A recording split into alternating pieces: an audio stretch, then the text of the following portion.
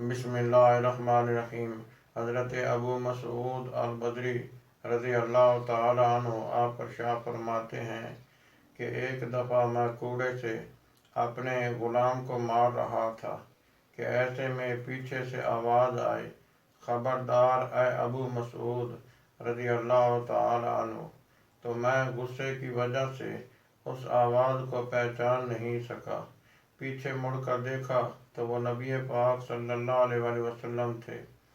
आपने फरमाया, खबरदार ऐ अबू मसऊद, जितना तू ग़ुलाम पर कादिर है, अल्लाह ताला तुझसे कहीं ज़्यादा तुझ पर कादिर है। तो मैंने कहा, ए नबी पाक सल्लल्लाहु अलैहि वसल्लम, आज के बाद मैं कभी ग़ुलाम को नहीं मारूंगा। एक रिवायत में आता है कि हज़रत अबू मसऊद रज़ी अल्लाह ताला अन्हु आप इरशाद फरमाते हैं कि नबी पाक सल्लल्लाहु अलैहि वसल्लम की आवाज़ इतनी रोबदार और हैबतनाक थी कि मेरे हाथ से कूड़ा गिर गया। और एक और रिवायत में आता है कि हज़रत अबू मसऊद रज़ी अल्लाह ताला अन्हु आपने इरशाद फरमाया, ऐ नबी पाक सल्लल्लाहु अलैहि वसल्लम, अल्लाह ताला की रज़ा की खातिर ये ग़ुलाम आज़ाद है।